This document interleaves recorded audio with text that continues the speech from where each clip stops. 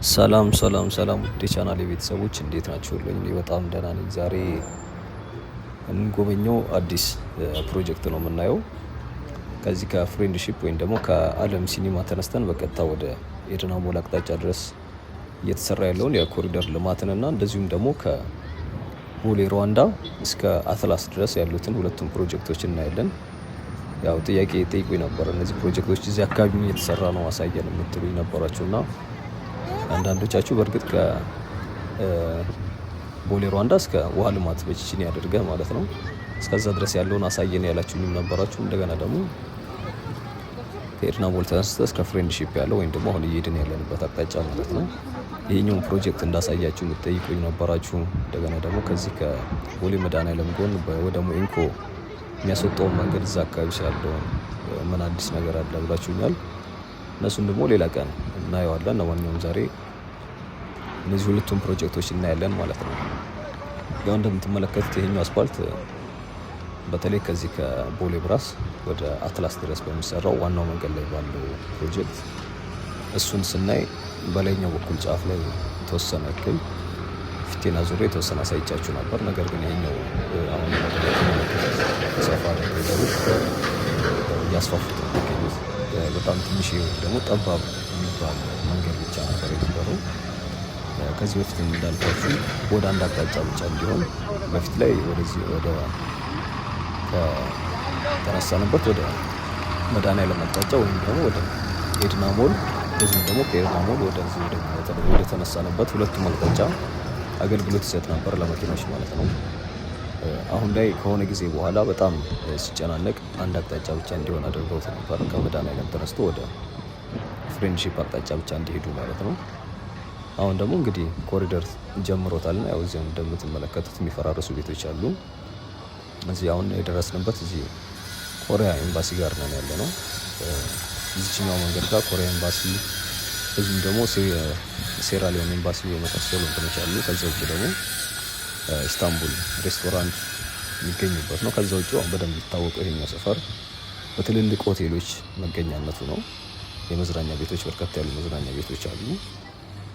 በእነሱ ነው የሚታወቀው። እኛም እንግዲህ እነሱን እያየን ወደ ኤድና ሞል ወይም ደግሞ ቦሌ መድኃኔዓለም አደባባዩ ድረስ እንሄድና ከዛ ቀጥለው የምናየው ቦሌ ሩዋንዳ ወይም ደግሞ የዚህ የሜጀር ጀነራል ሰዓረ መኮንን ጎዳና የሚባለውን ከሩዋንዳ ተነስተን ወደ አትላስ ድረስ እናመራለን ማለት ነው። እዛኛውም አካባቢ ጋር በተለይ ዳርዳሩ የዚህ እግረኛ መረማመጃው ጋር እያስፋፉት ነው የሚገኙት። እሱኛውም አስፋልት ያው ከዚህ በፊት እነዚህ የመንገድ አካፋይ ላይ የነበሩ ትልልቅ ዛፎችን እነሱን አንስተዋቸው ወጥ መንገድ እንዲሆን ተደርገዋል። የተወሰነ ክፍተት አግኝተዋል። አሁን ደግሞ የእግረኛው መንገድ ጋር ነው እየሰሩት የሚገኙት። ለማንኛውም እነዚህ ሁለቱም ፕሮጀክቶች እናያለን ማለት ነው። እንግዲህ አዳዲስ ቤተሰቦች ሰብስክራይብ በማድረግ እንድትቀላቀሉ እንጠይቃችኋለሁ። ነባር ቤተሰቦችም ሀሳብ አስተያየታችሁን አስቀምጡልኝ። ያው እንግዲህ የኢስታንቡል ሬስቶራንት የነበረው እቺ ቤት ነች። ትልቅ ሬስቶራንት ነበር። በተለይ ከቅርብ ጊዜ ወደዚህ በርካታ ሰዎች ሲጠቀሙበት ይታይ ነበር። እነዚህ ነጮች፣ ፈረንጆች ምናምንም እንደዚህም ደግሞ አረቦች ቁጭ ብሎ ሲስተናግዱ አይ ነበር። በተለይ በዚህ መንገድ አንዳንዴ ሳልፍ ማለት ነው። ከውስጥ ምንም እንኳን ከውስጥ ያለው ሰው ስለሚታይ ማለት ነው። እንግዲህ እዚህኛው ጋር ሌላ በደንብ የሚታወቁ ታዋቂ ትልልቅ ሆቴሎች እንዳሉበት ይታወቃል። እና ሃርመኒ ሆቴል፣ ፍሬንድሺፕ ሆቴል፣ ቤስት ዌስተርን፣ ሳሮ ማለት የመሳሰሉ ትልልቅ ሆቴሎች የሚገኙበት ሰፈር ስለሆነ ከፍተኛ የሆነ የትራፊክ መጨናነቅ የሚስተዋልበት እንደዚሁም ደግሞ በርካታ ሕዝብ ለመተላለፊያነት የሚጠቀምበት መንገድ ነው።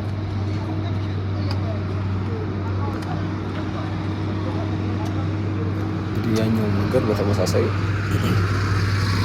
በጣም በርካታ ሰዎች ወይም ደግሞ ትልልቅ ሆቴሎች፣ ትልልቅ ተቋማቶች በተለይ ደግሞ ብዙ ኤምባሲዎች የሚገኙበት ሰፈር እንደመሆኑ ያኛውንም በግድ ማስፋታቸው ደግሞ ኮሪደር የሚያስፈልገው አይነት መንገድ ነው። ለዛም ነው እንግዲህ በዚህ ዓመት አስፈላጊ ናቸው የተባሉና እንደዚህ ደግሞ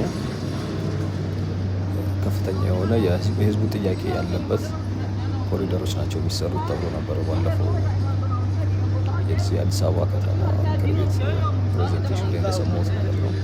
ከእነሱ ውስጥ እንግዲህ አንደኛው የዚህ የቦሌ ብራስ የአትላስ ኮሪደር፣ እንደዚሁም ደግሞ እነዚህ ቢዝነስ ከፍተኛ እንቅስቃሴ ያለባቸው እነዚህ የመሳሰሉ ቦታዎች ላይ የኮሪደር ልማቶች እንደሚቀጥሉና ከዛ ውጭ ግን በዋናው ፎከስ የሚደረገው የቤቶች ግንባታ ላይ እንደሆነ ከዚህ በፊት አንድ ቪዲዮ ላይ በሰማሁት እኔም ሼር አድርጌያችሁ ነበር። ብዙዎቻችሁ ሚዲያ ላይ ስለምትከታተሉ የሰማችሁት ይመስለኛል።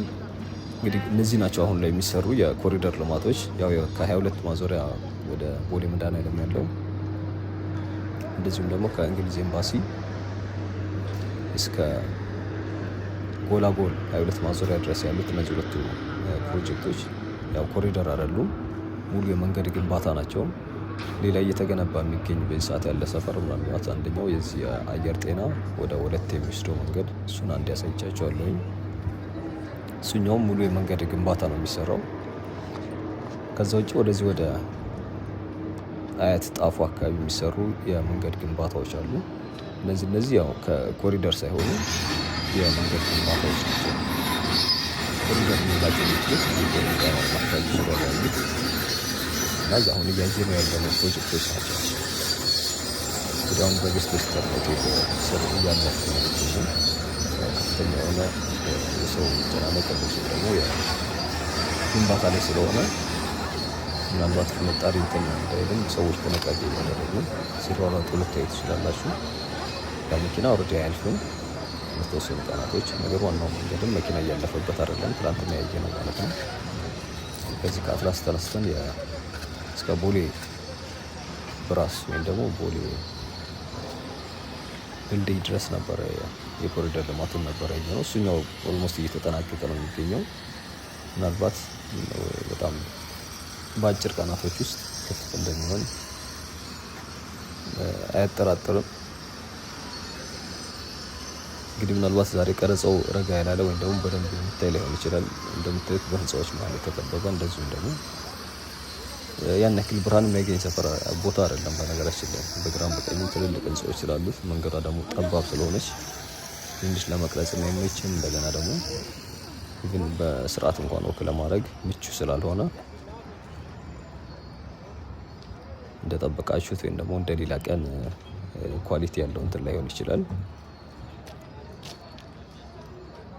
እንግዲህ እንደምንም በወፍ በረርም ቢሆን ወደ ቦሌ መድኃኔዓለም ወይም ደግሞ ወደ አደባባዩ አካባቢ አደርሻቸዋለሁኝ። እንግዲህ እዚህ አካባቢ አደባባዩን ዞር ብለን እናይና የምንቀጥለው የሩዋንዳውን ከቦሌ ሩዋንዳ እስከ አትላስ ድረስ ያለውን እሱኛውን ፕሮጀክት ነው የምናየው።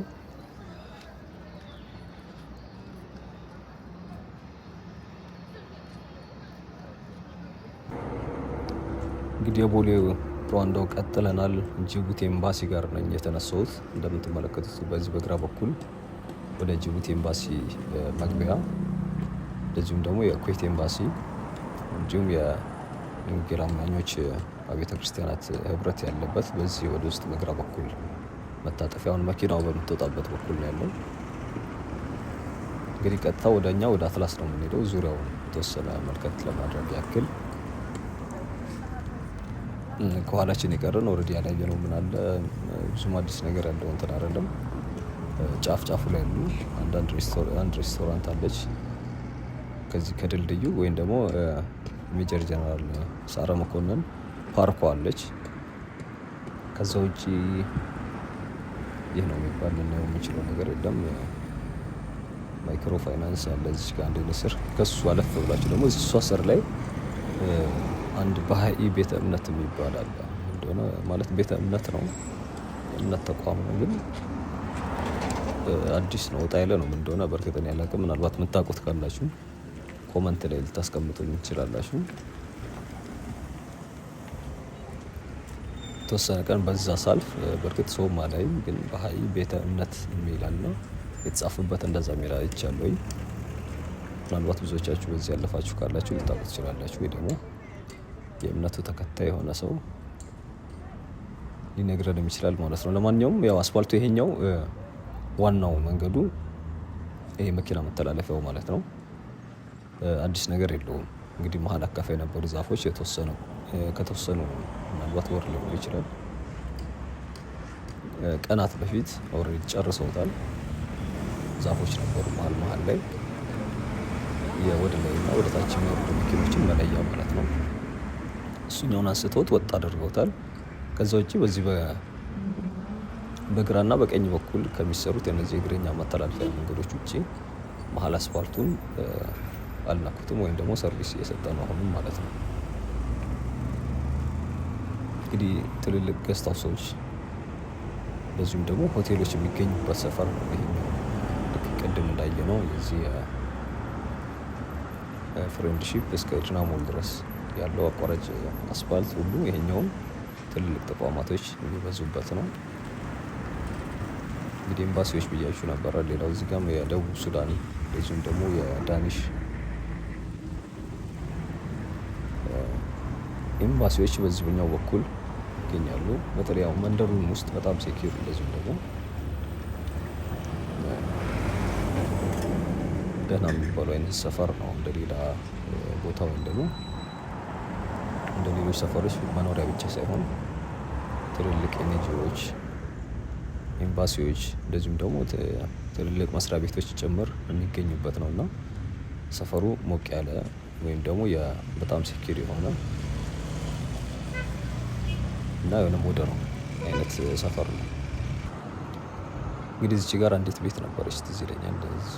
በግራ በኩል ማለት ነው። በዚህ በፖሉ ስራ አካባቢ ጋር እንደ ሱቅም ነገር ነበር፣ እንደ ጎሚስታ አገልግሎት የሚሰጡ ነገሮች ነበሩ።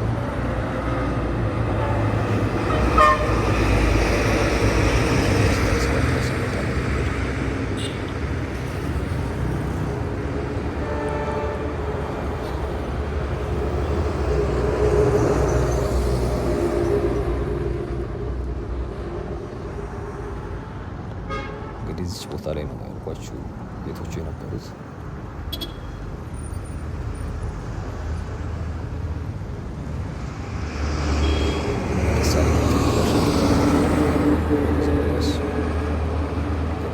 በአትላስ ወንዝ ልማት ስናይ ተደጋጋሚ ስሙ እያነሳሁ ከሱ ጀርባ ላይ ነው እንላችሁ ነበር። እንግዲህ በዛሬ ደግሞ በፊት ለፊት በበሩ ጋር አልፈው ማለት ነው። ሌላ ልናይ የምንችለው የኢሮፒያን ዩኒየንም በዚሁ መንገድ ጋር ነው የሚገኘው። በሱ ስር ወይም ደግሞ በበራፉ ነው የምናልፈው። እንግዲህ እነሱን እያየን እስከ ጫፍ አትላስ መስቀለኛው መንገድ ድረስ ፊት ለፊቱም ወደ ውሃ ልማት በቺቺኒ አድርጎ ግራውን ወደ ኡራኤል ቤተክርስቲያን ወይ ደግሞ ወደ ካሳንችስ፣ ቀኙ ደግሞ ወደ ቦሌ መድኃኔዓለም ቦሌ ብራስ የሚወስደው የመስቀለኛው መንገድ በዚህ ነው ፊት ለፊት ስንወጣ ብናገኘው። እንግዲህ ሌላው እየተሰራ የሚገኘው የቺቺኒያው መንገድ ወይም ደግሞ የዚህ የውሃ ልማት የሚወስደው መንገድ ነው።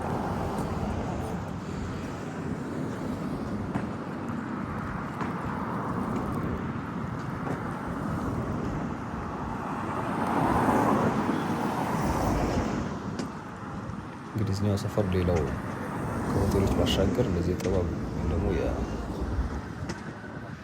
ቅርጾች መሸጫ በተለያዩ ህንፃዎች ስር ብትገቡ ታገኛላችሁ። በተለይ በዚህ ኤክስፖርት የሚያደርጉ እንደዚሁም ደግሞ የጎብኚዎች ወይም ደግሞ ዲያስፖራዎች ሊገዟቸው የሚችሏቸው አይነት እቃዎች ማለት ነው።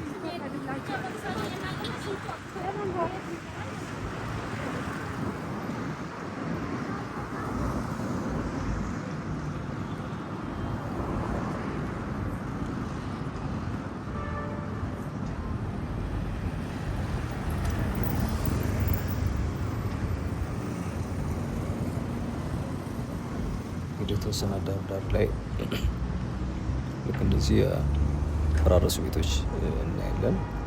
እነዚህም ልክ በታችኛው በዋናው መንገድ እንደሚሰሩት ሁሉ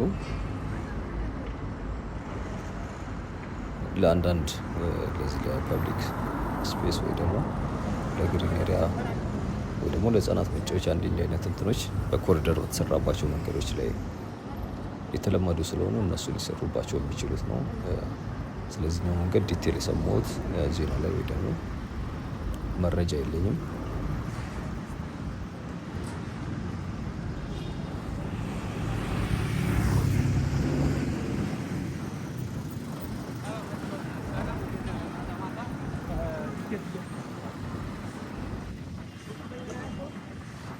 እንግዲህ ፊት ለፊት የሚገኘው በግራ በኩል ያለው ቢጫው ህንፃ ነው እንግዲህ ዘ ፕሌስ። ከሱ ፊት ለፊት ጋር እነ ዋሽንግተን ሆቴሎች ይገኛሉ። እንግዲህ ትልቅ ህንፃዎች እዚህ እዛም እንደምታዩት በግራም በቀኝም እየተሰሩ ነው የሚገኙት። አብዛኞቹ እዚህ አካባቢ የሚገኙት የሆቴል አገልግሎት ነው የሚሰጡት።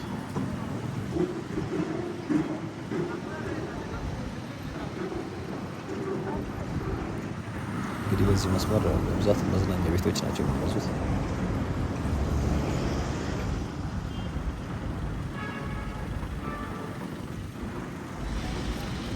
እስከ ውሃ ልማት ደግሞ እስከ በሽኛ አድርጋችሁ ቀጥታ ውሃ ልማት እስክደርሱ ድረስ እንግዲህ ከውሃ ልማት አልፈን ወደ አድዋ አደባባይ ነው። ይቅርታ አድዋ ድልድይ ማለት ነው። አድዋ አደባባይ መገናኛ አድዋ ድልድይ ፊት ለፊት በውሃ ልማት ተሻግራችሁ ቀጥታ ወደ ሴቶች አደባባይ ወይ ደግሞ ወደ ካሳንቺስ ወደ አዋሬ የሚሄድ የምትጠቀሙበት መንገድ ነው። እዛም እስክደርሱ በርከት እዛም የተለያዩ ተቋማቶች አሉ። የኢንሹራንሶች ዋና መስሪያ ቤቶች፣ መንግስት ትምህርት ቤት፣ የመዝናኛ ቤቶች እንዲህ ነገሮች በብዛት የሚገኙበት ይመስላል። እንግዲህ ወደ ኢትዮጵያ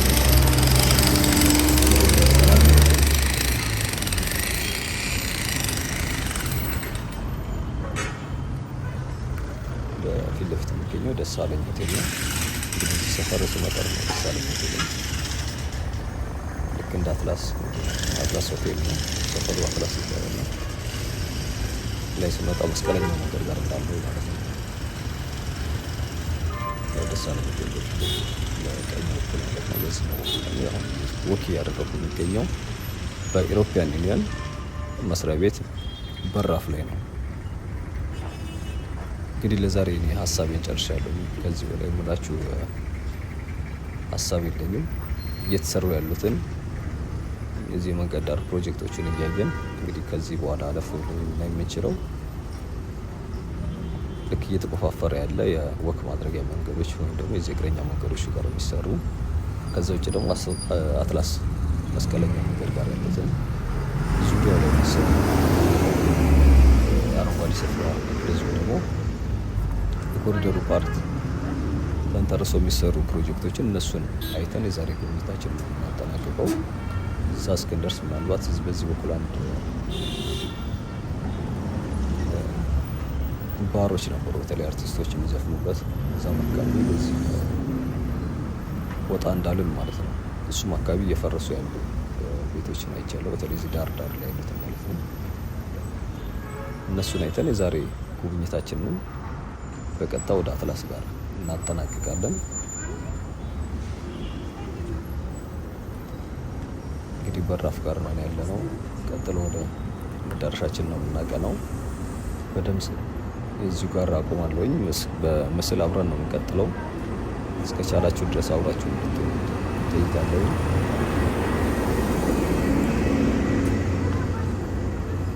እንግዲህ ነገ ደግሞ ሌላ ቪዲዮ ይዤላችሁ እመጣለሁ። እስከ ነገ ከጊዜ ቪዲዮ ይቀጥላለሁ። ስራ ይቀጥላለሁ። እስከ ነገ ቻው። መልካም ጊዜ